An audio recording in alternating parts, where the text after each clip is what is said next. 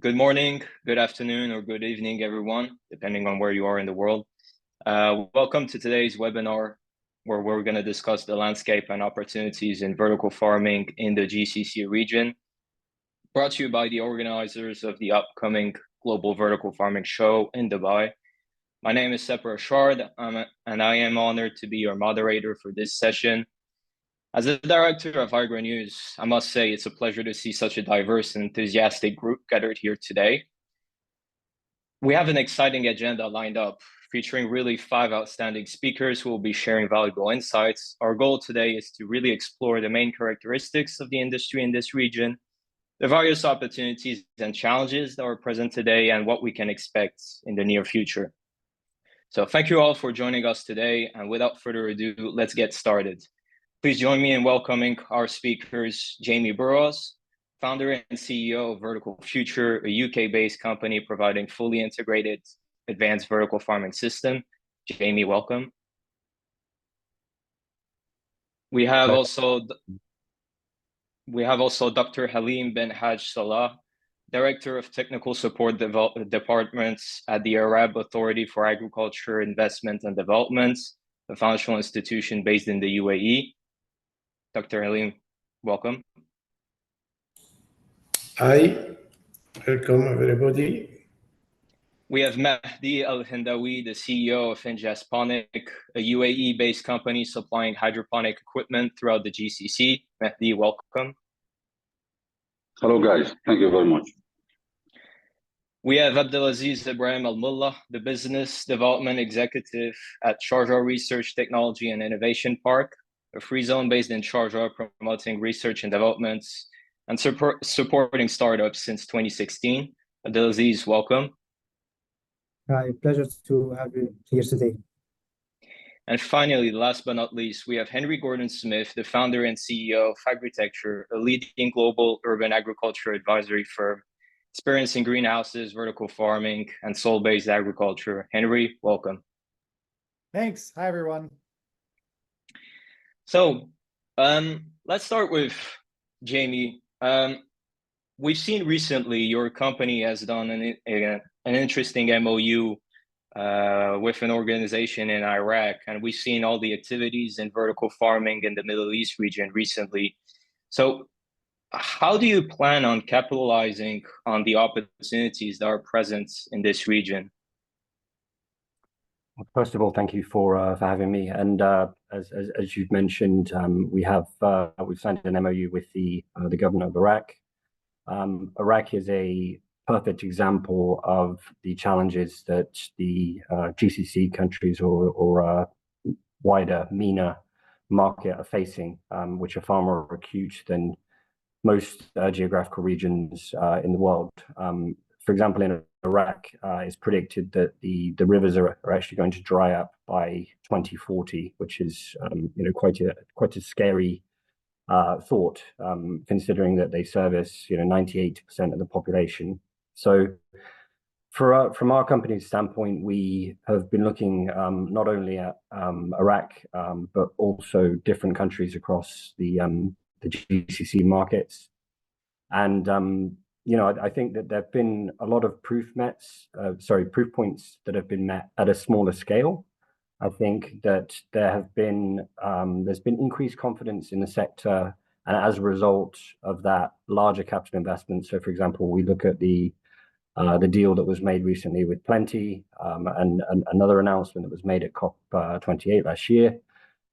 So I think that there's confidence growing in the sector. In terms of how we want to capitalize on it, obviously we provide fully integrated vertical farming systems. We work with local partners in terms of actually providing the manpower to actually build them, and also we look at setting up local manufacturing facilities so that we reduce our carbon footprint.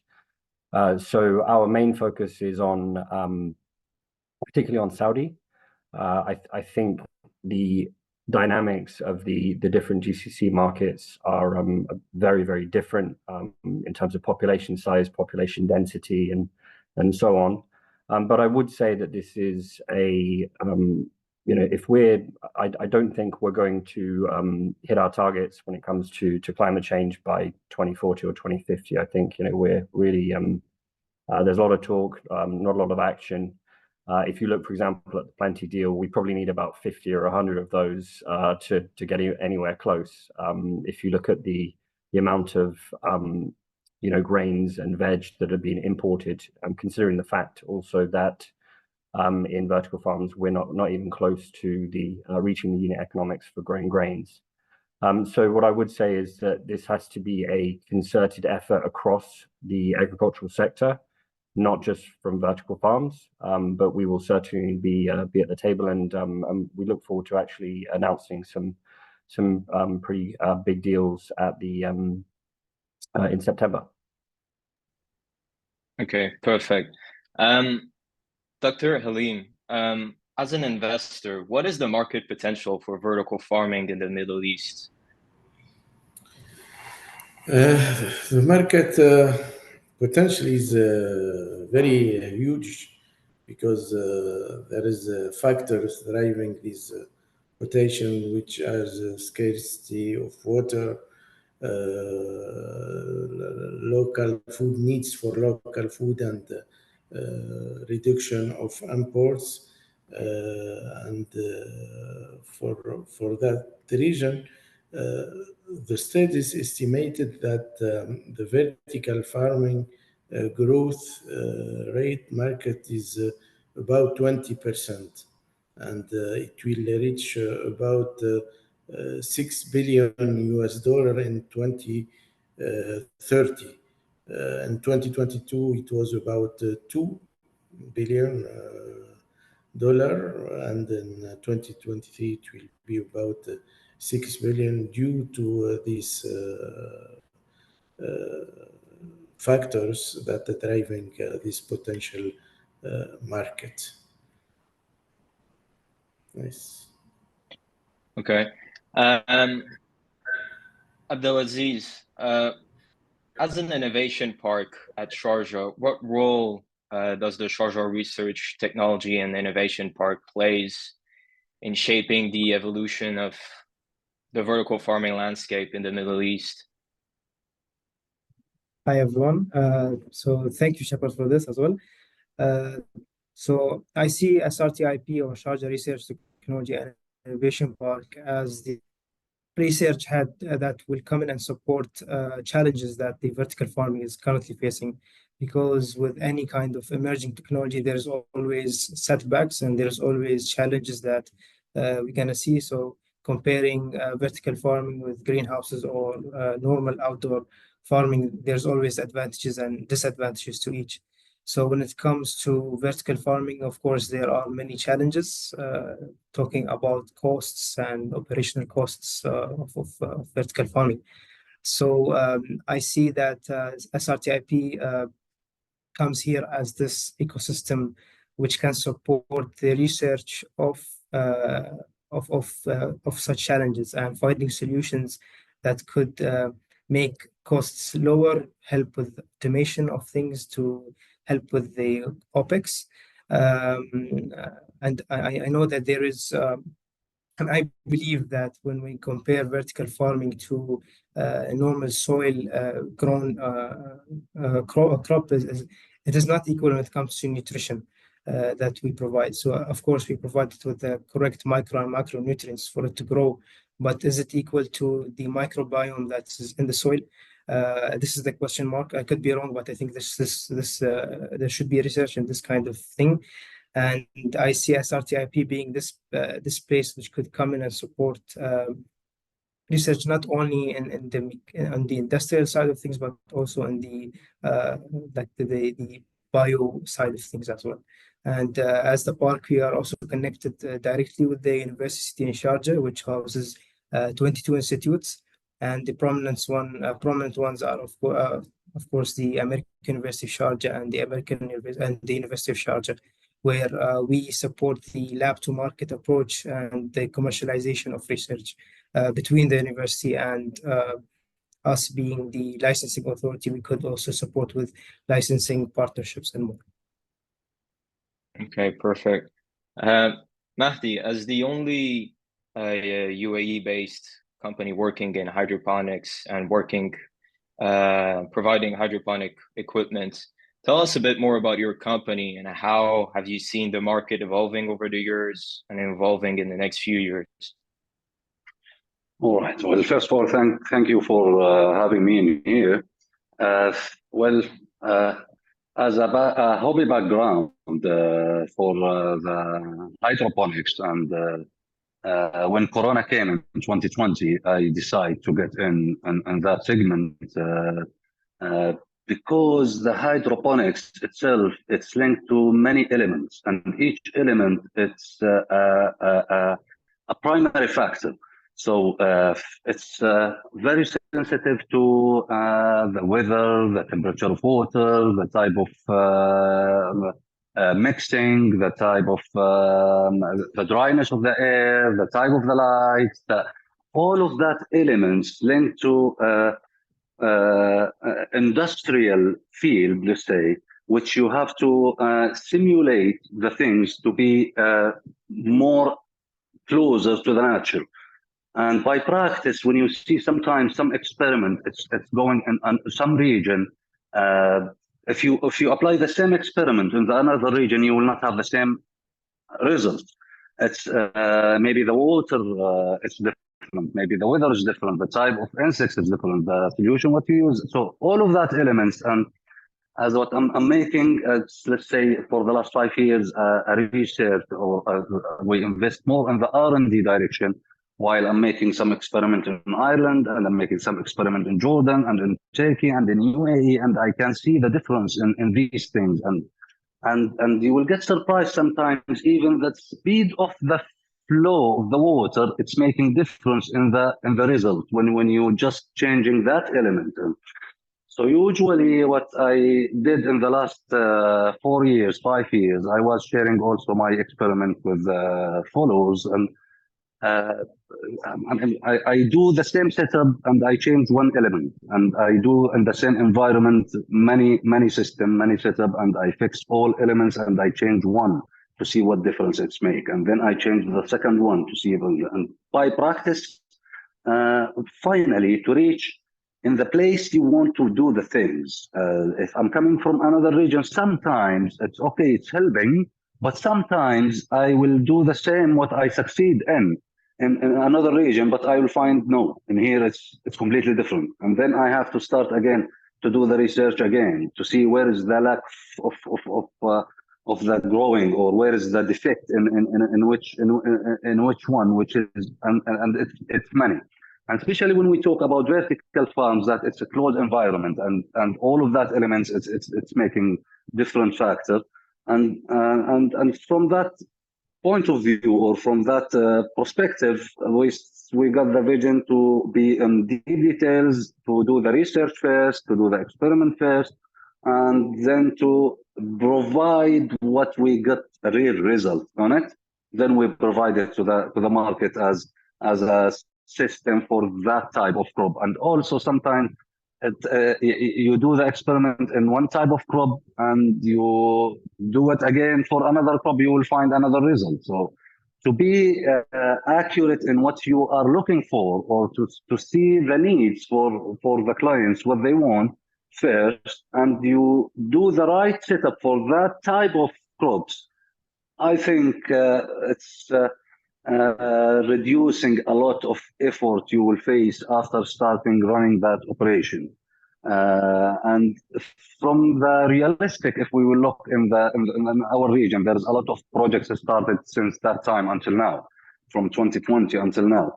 But in percentage, it's very rare who succeed because of, and also who succeed, if you will ask them that question, if you will do survey with them, you will find most of them, they did a lot of change since they did start until they reach today. And this change, which it's giving you more cost also. So when you know what you want to do in the beginning, and you go to the right proper setup, you do that for that crop and for what you're looking for, you will reduce all of that effort and all of that extra cost in the operation time.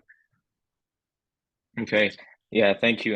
That transitioned perfectly to my next question for Henry. Henry, having seen both successful and failing vertical farms, what common pitfalls or challenges have you observed that are crucial to avoid for the success of this industry in this particular region? Yeah, I think when it comes to the Middle East in particular, one of the key skills that's needed is the talent. And I think, we talk a lot about big farms, we talk a lot about the gaps in the market, but we don't talk nearly enough about the skilled labor that's needed as a foundation to run these complex operations. A lot of us think that in vertical farming we have a technology problem, but whether it's Jamie Burrows technology or others, there's actually a lot of advanced technology that's available for vertical farming. The key challenges are really operations and sales. So on the operations side, as I mentioned, we really need the skilled labor. In fact, we worked with the International Organization for Migration to really look at this, to see what is the skilled labor gap in the UAE. And we surveyed most of the CEA operators, also aquaculture operators, and some modern poultry operators. And CEA was the vast majority of the respondents. And we project that over the next few years, there's thousands of skilled laborers that are needed to achieve the targets of these operations that are planned to be built.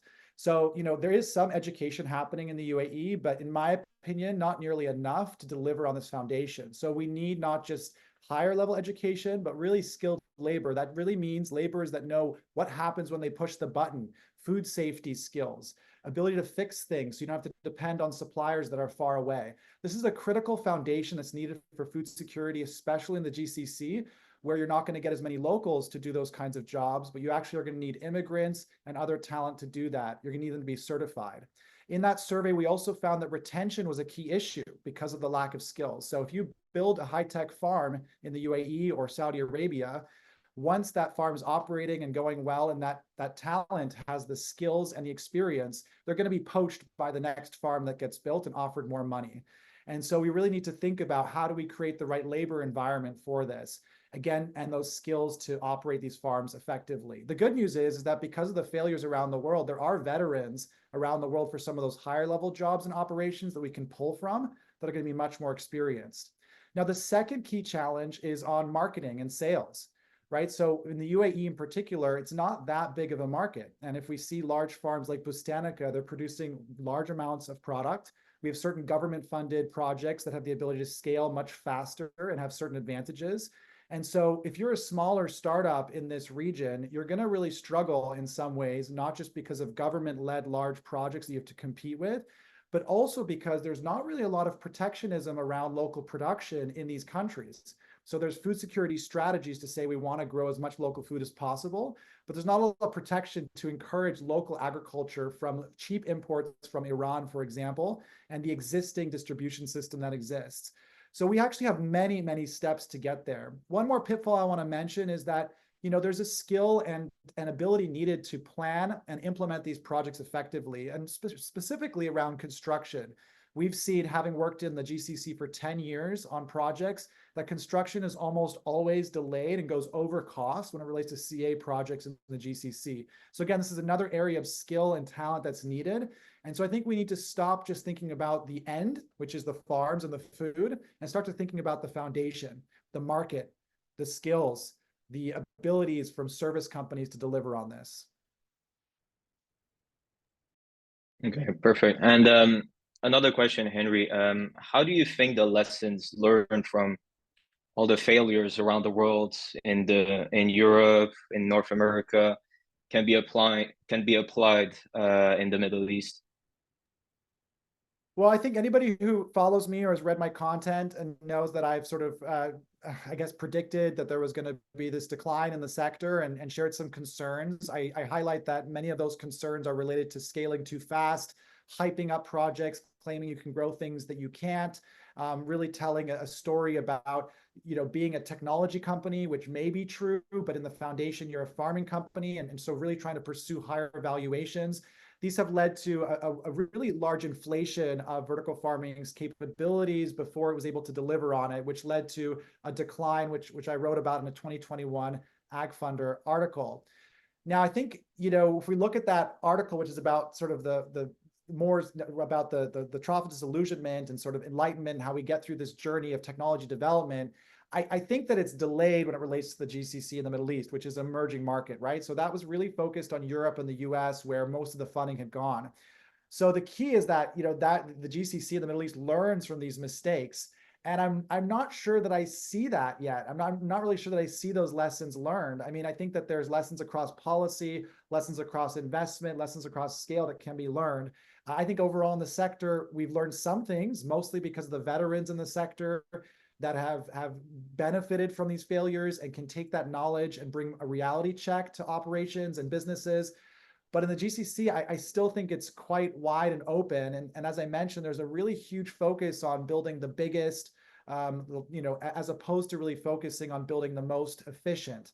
And I think that's a really important culture shift that's needed to learn from those lessons. Now, in the Middle East, it's a little bit different, how companies start and fail and the role of government in that. So I think it's going to manifest itself in different ways. But unfortunately, I can't say with confidence that globally, we've really learned from the mistakes of the past to the extent that we need to overcome these challenges. I'm not saying everyone hasn't learned. There's a lot of smart companies that are learning. There's a lot of smart companies with smarter valuations, better teams, better tech and marketing and sales stacks. I'm seeing advancements there. But we really need to change the culture of this sort of Silicon Valley approach to ag tech and be more realistic about the core fundamentals. And that's the best thing that the GCC in the Middle East could learn from these mistakes and these billions of dollars lost around the world. Yeah, I agree. Abdelaziz, as an innovation park, how can collaboration between the Sharjah Research, Technology and Innovation Park, the local universities and international partners enhance sustainable agriculture practices in the UAE? And do you have any examples you can share? Sure. So first of all, I think I would like also to shed light on what's happening in Sharjah when it comes to agriculture and agri-tech. First of all, I think most of you know about the what's happening with the Mii farm, which is basically where we were able to produce wheat in Sharjah itself. And this is also expanding to dairy as well, where we're going to see local produced milk in the coming months. Sharjah is also pushing the support to local farmers when it comes by building the Department of Agriculture and Livestock in Sharjah. The idea is that this kind of department will help and support local farmers by providing them with services and also by giving them the platform to come in and sell their local produce. I know this is more on small scale. And also His Highness Dr. Sheikh Sultan Qasimi is now building the Agriculture University in Al-Zaid, which is also here in Sharjah. And this university will be there to solve some of the issues that I totally agree with Henry. And when it comes to nurturing local talent in the agri-tech and horticulture. And the idea behind this university is that students will be able to, especially because Sharjah is known for education and culture, students will be able to learn about horticulture. They will be able to do research in the field, and also they will have access to land beside the university to actually run projects and do research and development. This is when it comes to Sharjah, and SRTIP is also there to support, let's say, more of the tech aspects of things to have technologies that could support the field itself. So we have examples of entities that actually do more of an IoT and digitization solutions when it comes for farming. But when I would like to talk to the connection between universities, students, and as we like to call it, the triple helix, where we have the government entities, the private sector, and academia. We have examples such as I'd like to shed light on two entities at the park. They are not directly into horticulture. They are mostly in the sustainability field. So there's two companies based in the SRTIP, which one of them is doing high performance computing, and they're using sustainability or sustainable ways to cool this kind of computers. And we have an entity that bioreactors, and what they are doing actually they are connecting local talents, and they are doing research with the universities and SRTIP. So what's happening actually is company has technology, but they want to do further development in the region. And what they are doing is that they are getting talents from the local universities here in Sharjah, where they are taking students in specific fields where they work on specific projects to and tailor to R&D for their own fields. So one is working with, as I said, the photovoltaic actors, which they are looking to find better solutions for the region. And the other company is using local talents to solve specific solutions for good acts when it comes to using the high performance computing. And being in this epicenter of education at SRTIP, the idea is that we are looking to build this kind of ecosystem where we have research, we have partnerships, and we have companies that run the show basically. And we come in the middle to be to provide this tendering environment and to support the connection between the three fields. And we always see that there is a gap between industry and academia. And this actually was the reason why SRTIP was established. Establishment of the park was there to bring this to close the gap between industry and academia, and especially like from this year moving forward, this is the focus of SRTI Park. And again, the idea is to just connect those entities to support the lab to market approach. Yeah. Jamie, as a vertical farming solution provider, expanding on what Henry covered and what also Abdelaziz mentioned, how do you, as a vertical farming systems supplier, do you mitigate all these pitfalls and all these challenges? I mean, what do you look at when you're looking at a particular deal in this region? I think, first of all, I have to agree with the previous points that have been made. Talent, well, I should say that technology can only take you so far. So we've spent years and tens of millions of pounds in building our systems that are fully automated, moving to autonomous, then in the future moving towards elements of AI. But ultimately, we're dealing with things that people eat, or if we're looking at other things as well, like pharmaceutical sector or whatever, the challenges remain. You need capable plant scientists and agronomists that have the requisite training in order to be able to support farms, no matter how advanced they are in terms of technology or how basic they are. Also, the point around construction, most construction projects overrun, no matter which country you're talking about. And when we're talking about some of the more developing markets in the GCC region, that's going to be proliferated. How do we tackle and deal with these challenges? A lot of it has to, I think what we've realized is having people locally that understand how things work and not thinking that you can apply this, as Henry said, this kind of Silicon Valley mindset and just kind of export it over and dump a large scale vertical farm in a region without understanding how the market dynamics work is very it's irrational and very naive. So establishing a network for us has been very, very important. People that speak the language, people that understand culturally how things work, how the logistics and supply chains work. What is produced locally? I mean, there are countries that do produce a decent amount of some products that can be grown in vertical farms and more broadly throughout the year. So I think the answer, if you wrap that all up, is probably preparation and understanding. And it's no company in our sector is perfect. And there've been there continue to be massive claims made about we're the best at this, we're the best at that. But this is a slow ticking market where we have to, there are very, very small proof points that need to be made over time for people to increase confidence. If I may add one other point, I think when we talk about things like grains, which I mentioned at the beginning, there have been a lot of points made around that in the media and by other vertical farming companies.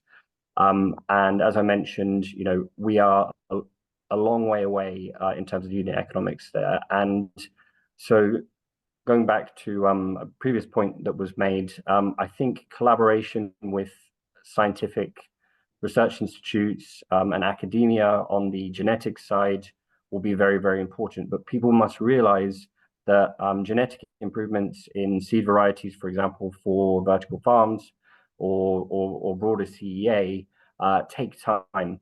So the technology innovation curve is not quite catching up with the need for sustainable food and particularly water solutions in the region. So not to be very negative, I think that there are many, many things that we can tackle. We can, it's very realizable to have, a lot of the leafy greens and tomatoes and the very core products of vertical farms covered by 2030, 2040 in these markets. But I think some of the wider crops are going to be much more of a challenge and are going to require cross-sector collaboration. Yeah, thank you for that. Halim, as an investor and throughout your organization, what future trends do you foresee for vertical farming in the Middle East over the next decade or so? I think that as an investor, we receive many requests for funding projects, and when we look to the financial model and the results of already existing company, there is a need for more energy efficiency. There is a need for an innovative solution to reduce energy consumption, such as integrating renewable energy sources and optimizing lighting system in indoor farming. In addition, there is a need to more crop diversification and to have year-round production. So to have projects profitable. And so there is a need to diversify crops. In addition to that, there is more technological advancements that needs to be developed for vertical farming, such as using adoption of robotics, of machine learning. There is also need for exploring opportunities to export, because now it's limited to a local market, but there is a need for a regulatory framework between the GCC country, so this kind of product produced in vertical farming could be exported to other countries, GCC and European also. So by embracing this trend, the Middle East can position itself as a global leader in vertical farming and achieve its food security. We believe in that. Okay. That's a perfect transition for my next question. Mahdi, what are the prospects for exporting technologies and the solutions provided by the companies present and from the Middle East to other regions in the world? Well, first of all, what Mr. Halimi mentioned, the power consumption, it's a main factor in the vertical farms. And we go in that direction with integrating the solar panels with the glass insulation, vacuum glass insulation, which is giving you huge insulation as a U value. You can achieve with the vacuum glass as 0.5 U value, which is work in the cold and hot weathers regions. Let's say we do this now. The first module we started to do the first module in Ireland with applying solar panels. It's a new technology. Also, I have a long years of experience in glass industry, so this where I mix the glass industry with the agriculture. We will apply solar panels with 40% light transmission, which it will be running the whole farm and producing all of your consumption of lights and pumps and whatever electricity you use in there.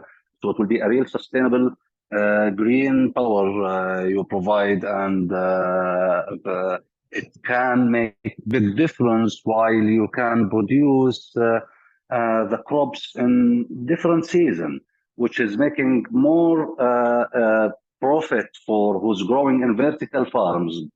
For example, if I will go to grow crops while you can grow it in the non-vertical farms in normal greenhouses or in fields, and you want to compete in that market, or you okay, from the type of let's say logistic, from the type of capacity is giving you more, you have an advantage in that direction, but still you will not find it's commercially reasonable to do that. But when you grow crops which you can't grow in that region, or you can't have that in that season, you import to that region this crop from outside, and you invest in the vertical farms and you grow it locally, and you reduce all of these factors, the logistic and the price at that time in the region, you will have advantage and you will have profitable farm. So from that point of view, also you will look in another factor, which is it will cost you a lot. It's the power, which is always, it's, if we look to statistics, you will see the power. It's always it's going with increment year after year. So to have sustainable green power, and you can generate the power from the wind or from the solar panel, where it's running all of your farm and without paying cost monthly for that. Definitely, it's impacting the operation massively, and it's maybe one of the main factors in the calculation when you go to the commercial size, because once you start, if you don't calculate these things well, you will realize it's the cost is too high, and then you try to change to another crop which you didn't build the farm to that crop initially, and then you have to do adjustment, and that adjustment also it's additional cost. And this, what I'm telling you, what we see, it's happening in the market, and it's the farms is starting to do something, and then they realize no, it's not workable, and then they try to change to something else, and they find oh, we have to change a little bit in the setup, and then they try the other thing, and some of them they fail already, and some of them they are struggling, which still it's they don't see it as a good investment, while in reality it's the future of agriculture. Definitely, as from my point of view, with the climate change and the things we've been in, like the first time we heard about food security in 2020, even this word, it wasn't there, it wasn't exist. We never heard about it, what food security. But it's something now very important for everyone. So it's and the things we do see it in the climate change, we can do see it in our eyes. We do see in who's living here and for a long time in UAE or in this region, we can see year after year a real change in the weather. And then and another region who's living in Europe, or they can do see in the summer now some temperature they never get before. So the climate change is there. And from another point of view, if you will talk about the hydroponic, it's not only now a solution for growing the crops, it's also a solution for reducing the carbons, and we can see real successful applications done already.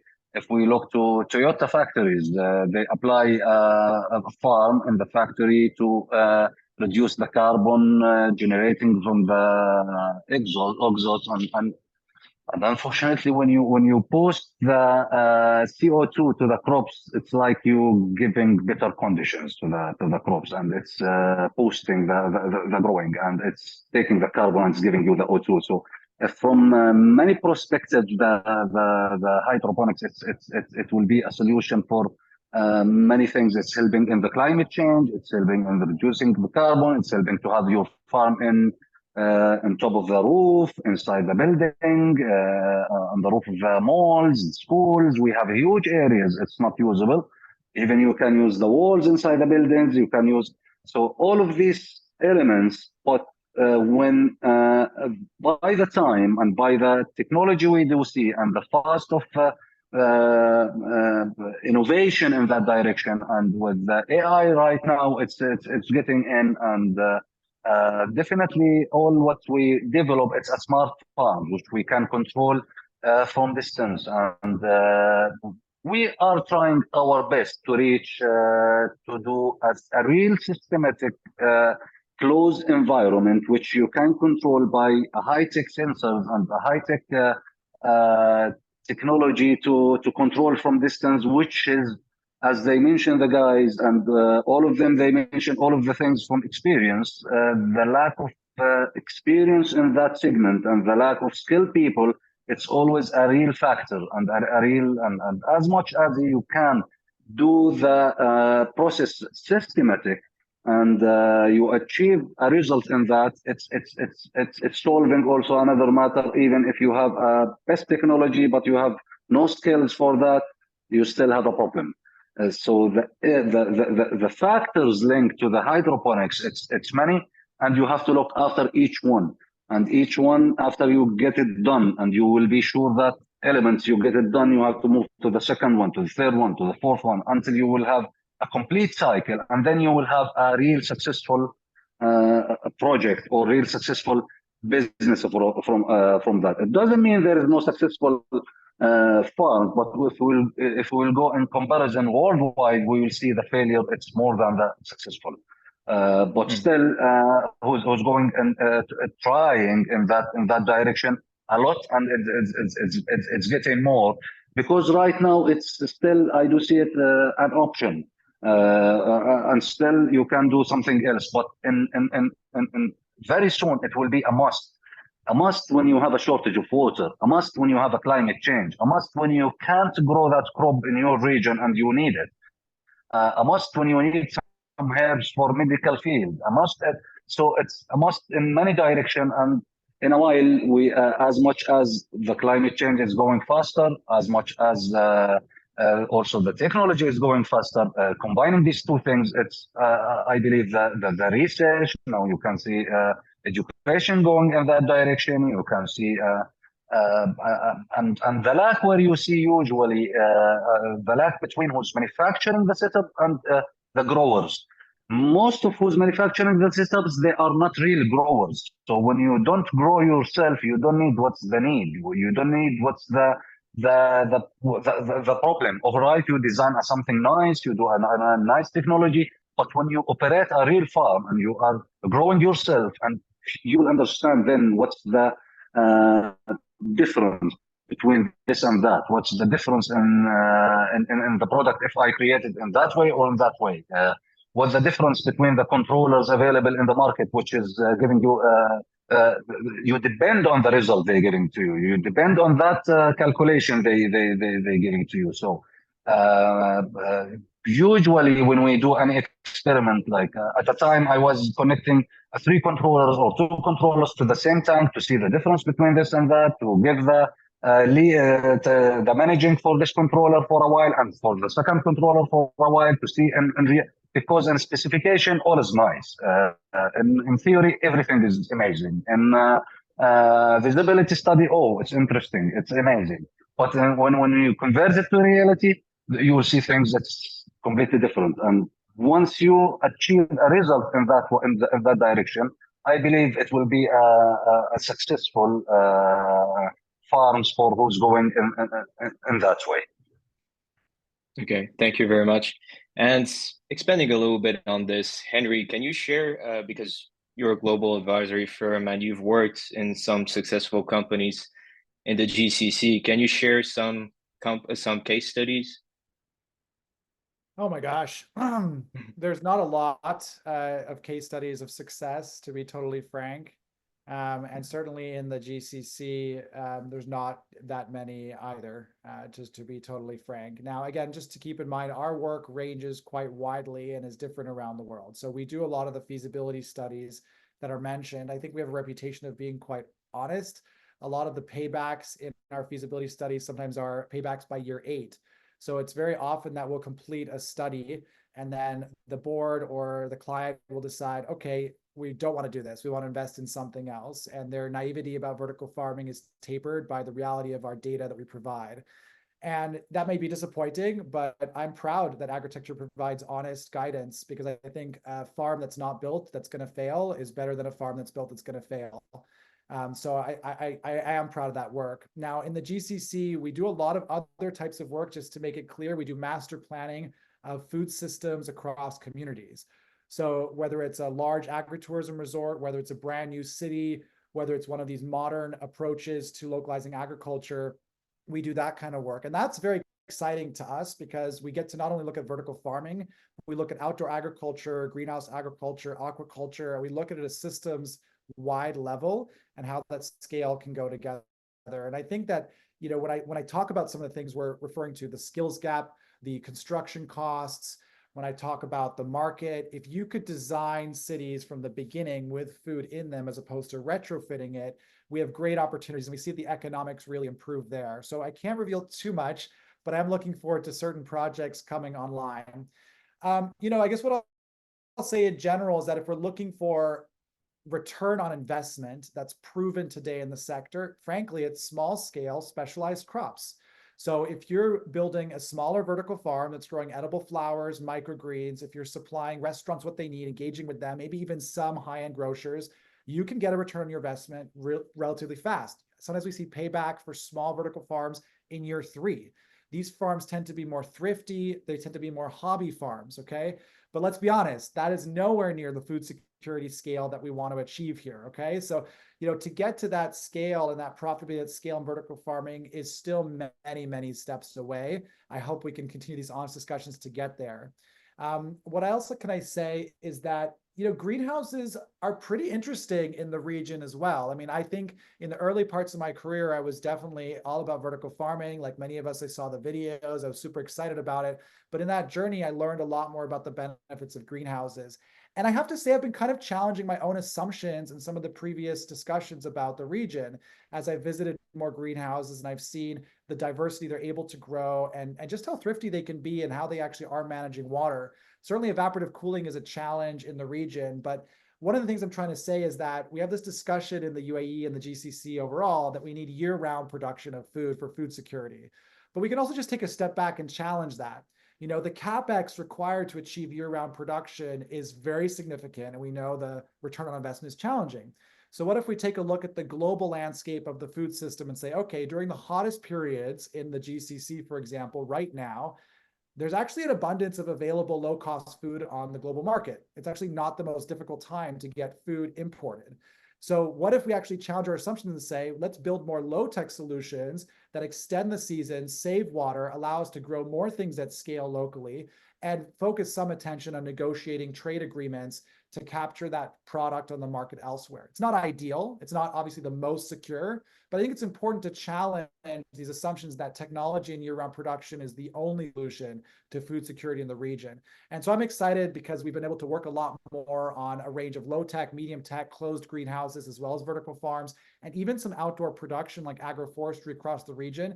And I've been quite impressed with the potential for that, even though it can't always achieve year-round production, to impact food security and have better returns on investment, or at least more dependable and predictable returns on investment. Yeah, I agree. Abdelaziz, where do you think vertical farming can contribute to the general objective of the UAE and the plan of food security in the UAE? Okay, I think we've discussed enough about the challenges in this field.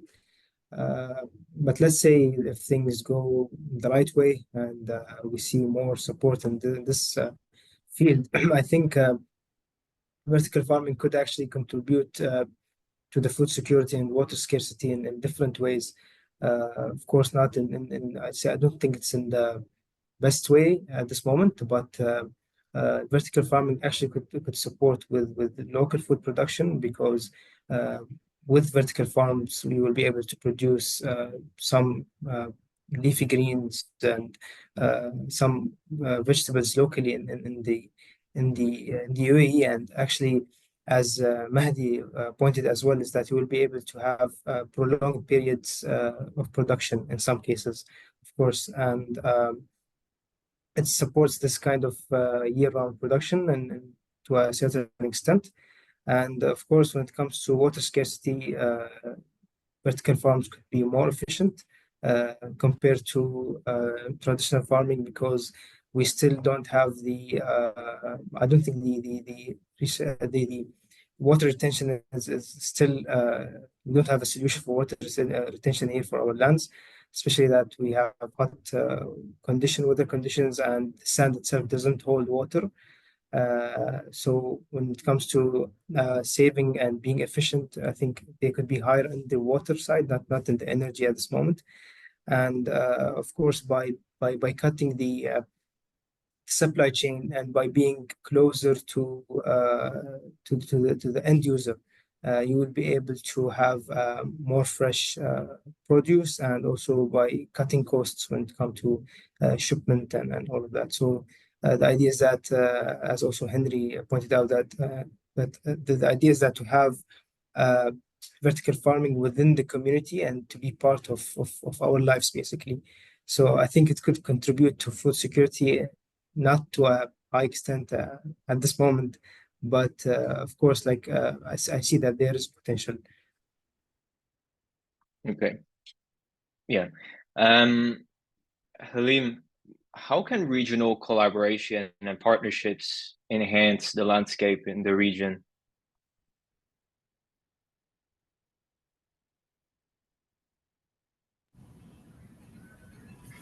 I have some website.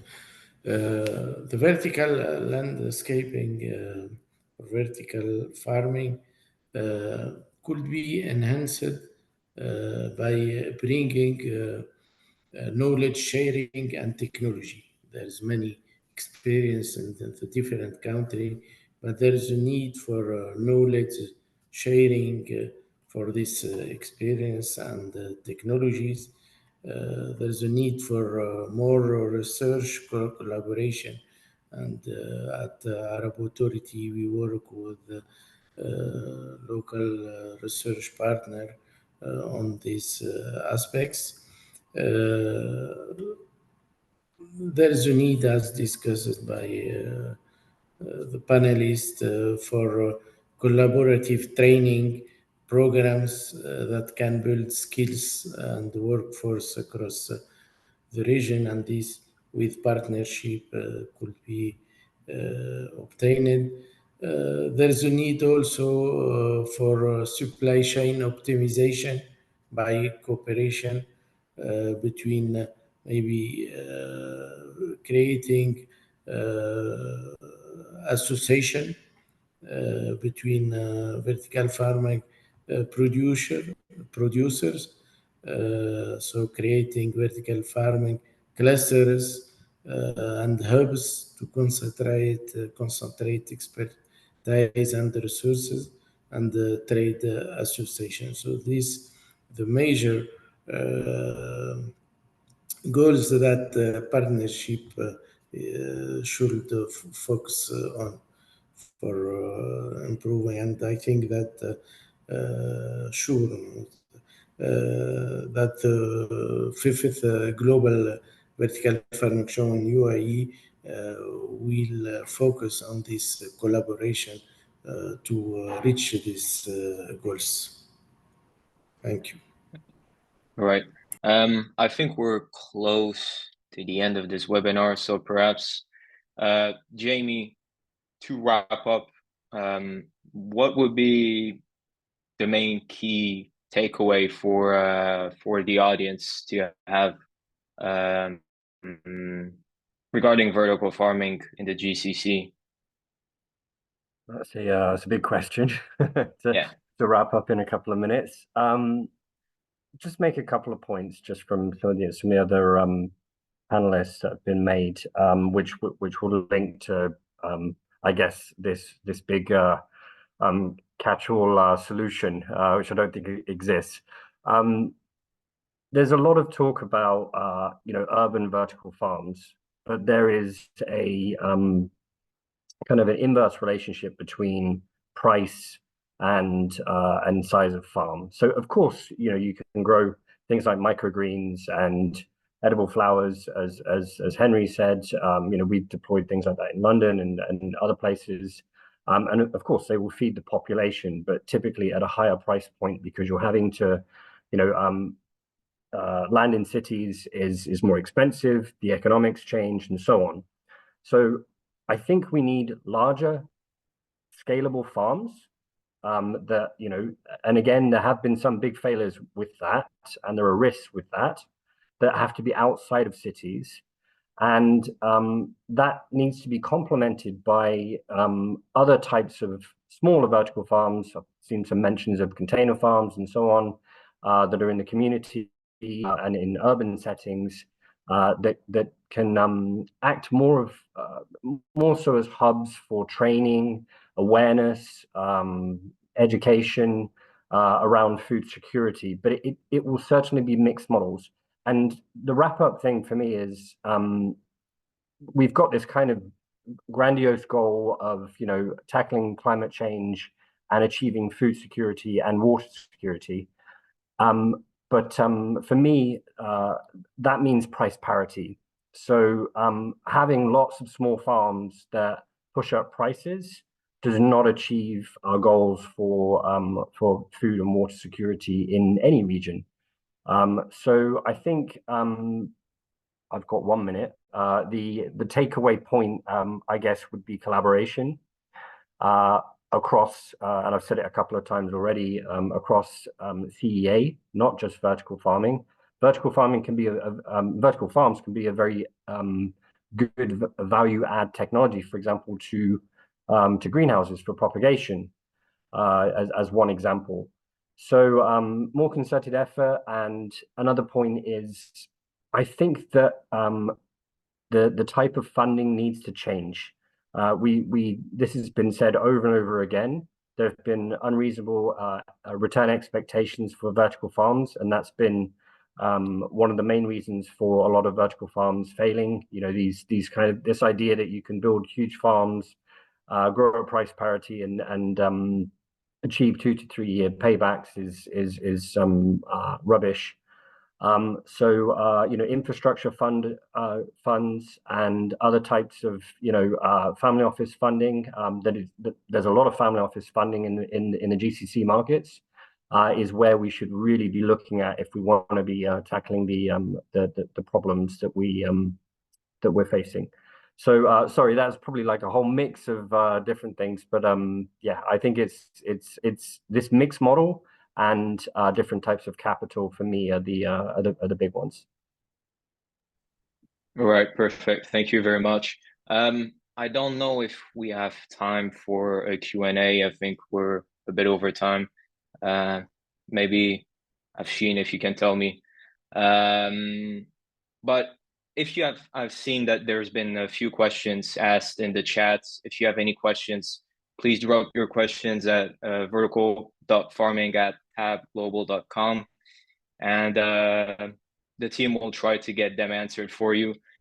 You can also, I'm pretty sure, connect with all the panelists on LinkedIn and ask the questions if you want. But in any case, Jamie, Halim, Mahdi, Abdelaziz, Henry, it's been a pleasure. Thank you very much for your input and your time. I'm pretty sure that the audience has a few takeaways. And I'm pretty excited of the upcoming Global Vertical Farming Show as well, happening in September in Dubai. So make sure you register and attend. And yeah, thank you very much.